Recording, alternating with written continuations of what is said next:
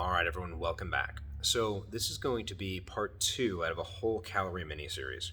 First was what calories aren't. They are not a unit or a tool for you to beat yourself or be beaten by somebody else. What a calorie is it is energy that we take from our food to provide us with energy for our lives. Most common thing that I have seen in the questions that I've posted and through my history as a trainer is how do I create a caloric restriction? And that's what we're going to talk about today. We're not going to talk about exercise, just creating that caloric restriction. When we look at creating a caloric restriction, it's relatively easy. If you take your body weight and you multiply that by 10, that'll give you the base number of calories that you need to maintain your body weight if you are sitting on the couch doing nothing. And of course, here's where the question is. I said I wanted to lose weight. Why are you giving me the number for maintenance? Well, assuming you get off your couch for any reason, even to use the bathroom or to eat food, you will burn calories. When it comes to burning calories, the act of consuming food actually costs you calories. So if you are eating 2,000 calories a day, you actually create a deficit just by consuming those foods. And I know you're thinking, well, the label says this meal has 200 calories in it. Well, it does. But you don't process calories the same way they extract the calorie number from your foods. So what ends up happening when we calculate a calorie number in a food is we put that food into a bomb calorimeter. Now, I'm pretty sure you are not a bomb calorimeter. You are a human. If you're not a human, then you are the YouTube algorithm that is probably censoring this. I don't know. Maybe it is. Maybe it isn't. Who knows? But when we look at what ends up happening when you consume food, when you first put food in your mouth, you chew it. That costs energy. There's a muscle right here and a muscle right here and other muscles, and your tongue. All those things are muscles that are going like this while you eat your food. That's wasting energy.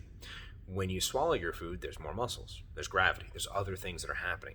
There's the stomach acid that you produce. So creating a caloric deficit from a base level of calories is relatively simple. What we do is we look at that number and then we see how that number impacts your body. So after a couple days, how do you feel? So you're eating 2,000 calories a day. Your goal is to drop, let's say 10, 15 pounds. Will you create a deficit by the fact that you're chewing your food? And you should always chew well, and we could do a whole other video on that. The other thing that happens is food labels are actually allowed to be up to 25% off according to the FDA.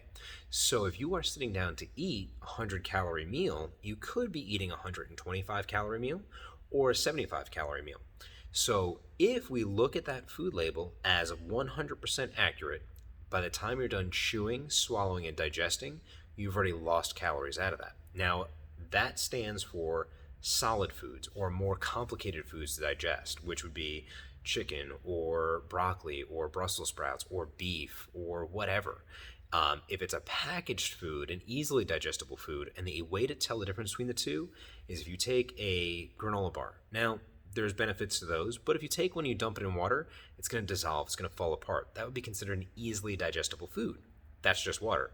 If you take a chicken breast or a slice or a beef piece of steak and you throw it in water, it will not break down easily. It will not break down at all. If anything, it'll get kind of gross and maybe rot, spoil. But that's besides the point. So what we need to do is look at the foods that we consume, the quality of the foods that we consume, and that will help us create a caloric restriction. The other thing that happens is when we create a caloric restriction, we rely a lot on shakes and smoothies and things of that nature. They're very calorie dense, and since they're already broken down, your ability to absorb those calories is actually higher. So if you have a shake that has 500 calories in it, the likelihood of you absorbing all 500 calories is actually a lot higher. If you have a meal with 500 calories in it, the likelihood of you absorbing that is a lot lower. As a for instance, if you were to have 8 ounces of chicken, that'd be 200 calories. We know there's going to be waste associated with that. If you had 2 cups of broccoli, that's going to be somewhere around 75, maybe 100 calories for this example. But because of the fiber in there, you can't do anything with that. So we know we're going to waste that. If you had a baked potato, again, there's fiber in there, and it's going to take longer for you to process all of that. So when we look at that same 500 calorie composition, it is harder for you to break down the meal than it is to break down the shake. Now, I'm not saying that shakes are evil. What I am saying is when you have the opportunity to use real food, it will help you create a caloric restriction by keeping you full and keeping you satisfied. What tends to happen when we look at those shakes, the smoothies, the yogurts, softer foods like that, our stomach empties faster, which means we get hungry faster because your brain doesn't sense it's doing any work. It just turns around and goes, oh, well, my stomach's empty. I must now eat more food. And that's not the best way to sustain a caloric restriction. So I know I kind of jumped around a little bit in the video, and I know that this is the surface level of kind of the questions that have been asked.